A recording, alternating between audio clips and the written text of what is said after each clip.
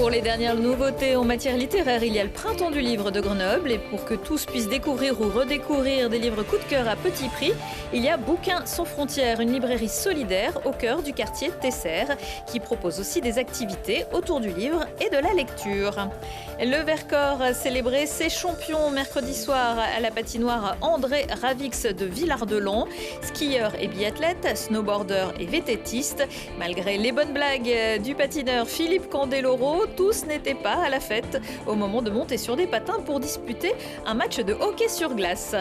Et puis le projet d'extension de l'usine ST Microelectronics à Crolles est en phase de concertation préalable. 7,5 milliards d'euros d'investissement pour doubler la production de semi-conducteurs, mais un projet contesté pour son impact environnemental. Le directeur du site de Crolles, Éric Gérondeau, est l'invité du JT.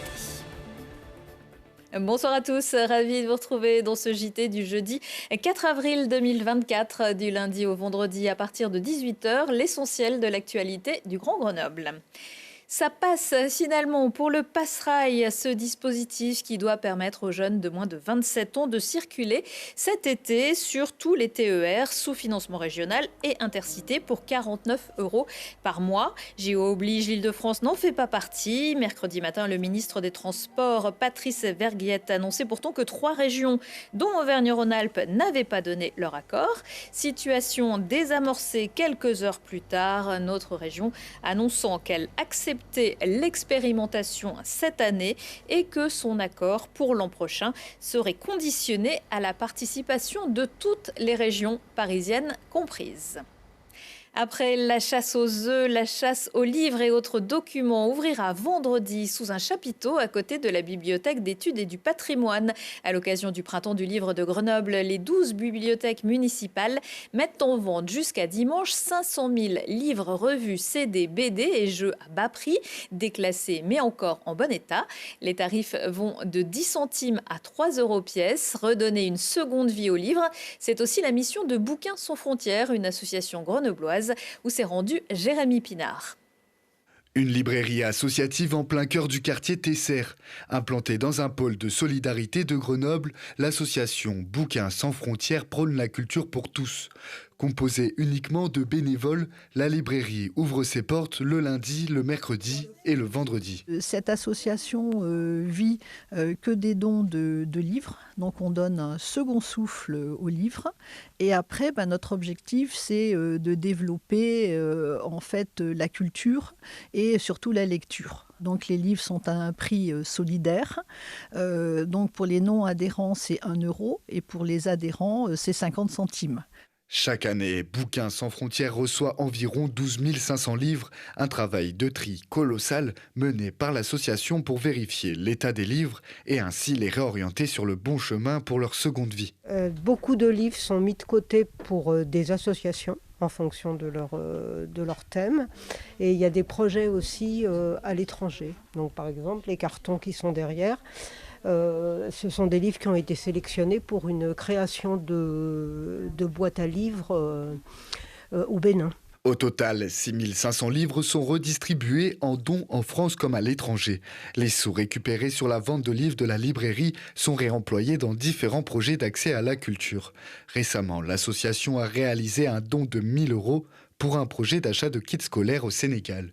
C'est important pour la culture, on dit à tout public. Alors bien sûr, il y a d'autres organismes et associations sur Grenoble, la remise, qui font aussi sur des livres. Mais l'idée, c'est peut-être ça suffit pas et il faut aussi étendre ce domaine pour que la culture règne mieux. Une action en expansion sur Grenoble, Bouquins sans frontières possède aussi sa boîte de bouquiniste ouverte sur le boulevard Gambetta devant la caserne de Beaune. Le printemps, c'est la saison des bonnes feuilles, c'est aussi celle des tulipes et elles sont en fleurs pour la 23e édition. Le Lions Club Grenoble Porte de France renouvelle son opération 100 000 tulipes pour les enfants atteints de cancer. 15 tulipes cueillies et c'est un don de 10 € pour financer les actions en faveur des petits patients du service pédiatrique du CHU de Grenoble.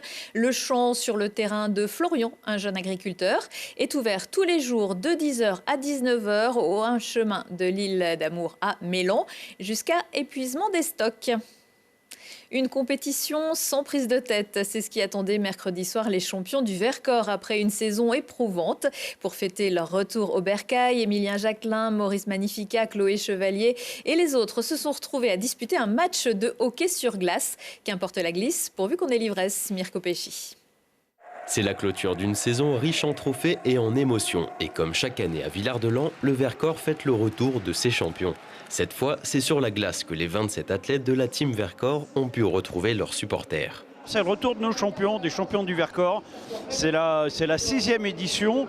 Donc un territoire et un Vercors qui s'illustrent principalement en nordique, mais pas uniquement, aussi en freeride comme on a pu le voir tout à l'heure, en ski alpin, en danse sur glace, en hockey. Chaque année, il y a des petites surprises et nos athlètes, nos champions, on les soumet à des épreuves. Et cette année, l'épreuve, c'est le hockey sur glace comme on peut le voir derrière moi.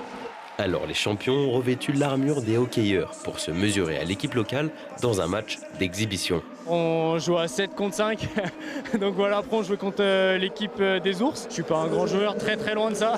Je suis meilleur sur les skis de fond, mais c'était un très beau moment passé avec toute l'équipe et voilà, j'ai apprécié le moment. La soirée a servi à prendre du recul sur cette saison très réussie pour l'athlète villardien. En Coupe du Monde, j'ai réalisé un top 25, une 25e place. Et après, j'ai participé au championnat du monde de moins de 23 ans à Planica en Slovénie. Et j'ai été titré champion du monde de moins de 23. Et là, j'ai été sacré champion de France de longue distance. La soirée givrée a été co-animée par Philippe Candeloro qui a enflammé la glace. Je viens m'intercaler entre chaque présentation et évidemment présenter les patineurs de danse sur glace, puisque ici à Villard-de-Lans, c'est le fer de lance justement de la danse française sur glace. Tout le massif du Vercors a éprouvé les joies, mais aussi les peines des sportifs locaux. L'occasion donc pour les fans de prendre des nouvelles des athlètes qui ont eu des difficultés cette saison. Effectivement, c'est une saison qui a été délicate. Je comprenais pas trop ce qui se passait. Et puis en fait, on a découvert grâce à des analyses sanguines que j'étais atteinte de la mononucléose. Donc c'est pas très grave, mais c'est juste quand on est sportif de haut niveau, c'est embêtant.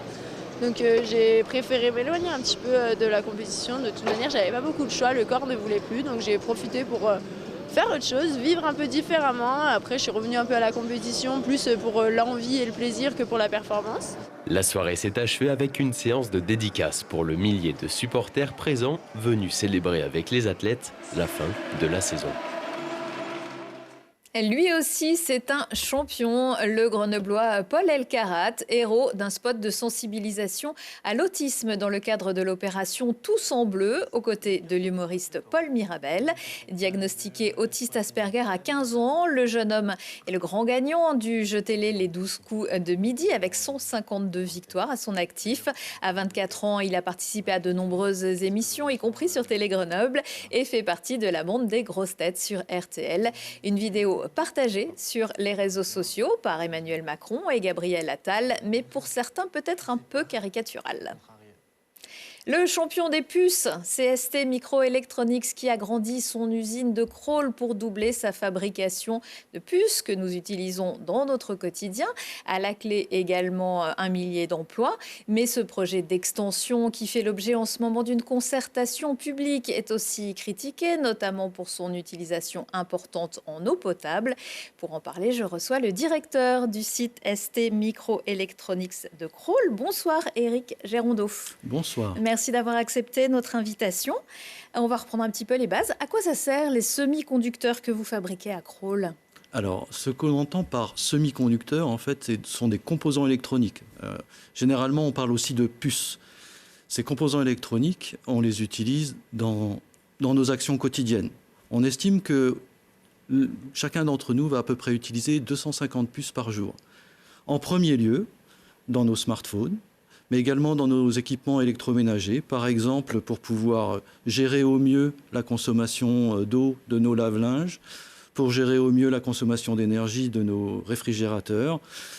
Dans la médecine, de plus en plus, l'électronique et donc les puces électroniques sont au cœur des innovations médicales, et Grenoble est une place renommée dans le monde pour les innovations médicales comme l'exosquelette, comme des dispositifs de soins ou de traitement de la douleur à base de composants électroniques.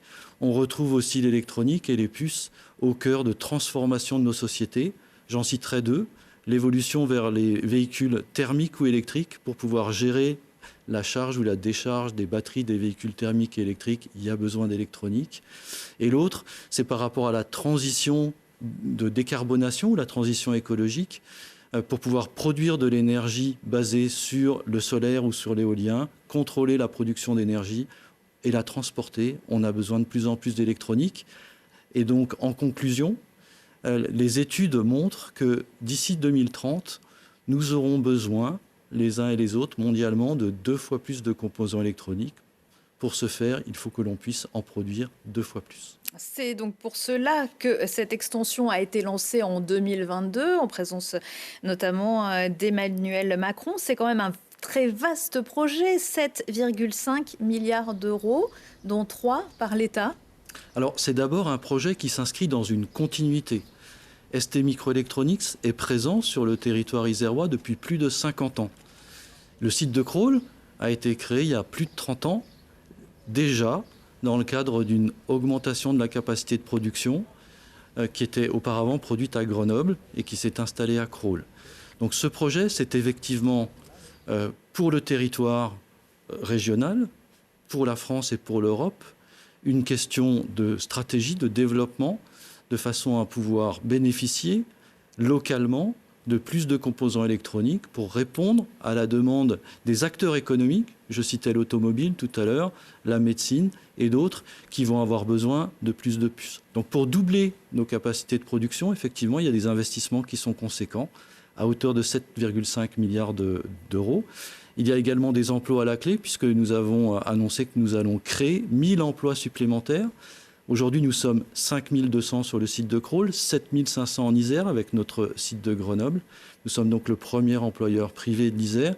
Et en complément de ces 1000 emplois que nous allons créer, nous allons également être à l'origine de 3000 emplois supplémentaires puisqu'on estime, certaines études estiment que pour un emploi créé par un industriel comme nous, il y a 3 emplois qu'on appelle emplois indirects qui sont créés chez nos fournisseurs, chez nos sous-traitants et dans tous les acteurs économiques de la vallée. Alors ça, c'était le côté rose du projet. L'enquête publique à l'automne dernier avait admis un avis favorable, mais très nuancé. Finalement, alors que les travaux ont déjà commencé, il y a une concertation préalable qui, comme son nom ne l'indique pas, a lieu que maintenant. Alors tout à fait. Dans le cadre de l'enquête publique, qui, comme vous le rappeliez, a donné lieu à un avis favorable, l'une des recommandations, on appelle ça les réserves des commissaires enquêteurs, portait sur l'utilité, la nécessité de réaliser une phase de communication et d'information publique sous l'égide de la Commission nationale de débat public, la CNDP. Et donc, suite à l'enquête publique, nous avons pris contact avec la CNDP, qui a décidé donc de mener une phase de concertation préalable avec la nomination de 3 garants.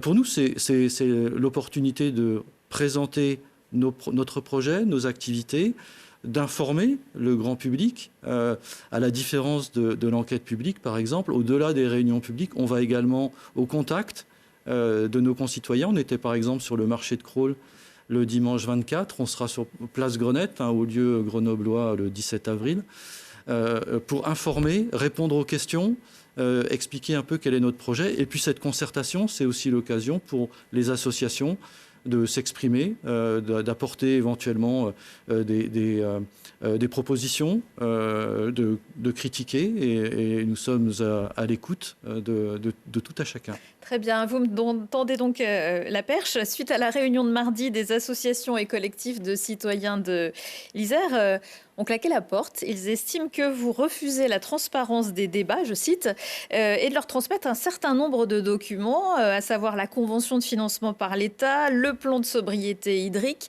l'étude d'impact, notamment quant aux rejets polluants, le plan de prévention des risques industriels. Ils disent qu'ils pourraient relancer l'action en justice qu'ils avaient mis en suspens suite à votre annonce de la concertation. Qu'est-ce que vous leur répondez ? Déjà, je leur réponds que c'est dommage qu'ils ne soient pas restés jusqu'à la fin de notre réunion mardi, puisque effectivement, Ils sont partis au milieu de la réunion et ils n'ont donc pas pu participer aux ateliers d'échange, en particulier sur des sujets qui semblent les préoccuper, comme le sujet de l'eau. Je pense qu'on aura l'occasion d'y revenir. On peut peut-être en parler tout de suite, parce que c'est vrai que le temps avance très très vite. C'est vrai que pour fabriquer des puces, pour la climatisation des bâtiments, vous avez besoin de beaucoup d'eau. On parle de 24 000 à 28 000 mètres cubes d'eau par jour, soit ce que consomme la moitié de l'agglomération grenobloise. Alors, c'est exact que nous utilisons de l'eau pour fabriquer nos puces. Aujourd'hui, nous utilisons à peu près 13 000 mètres cubes d'eau par jour. Donc si on double si on double la capacité. Comme nous avons l'intention de doubler notre capacité, nous ne doublerons pas notre utilisation d'eau potable, parce que nous allons en fait doubler le volume d'eau que nous allons recycler, donc réutiliser.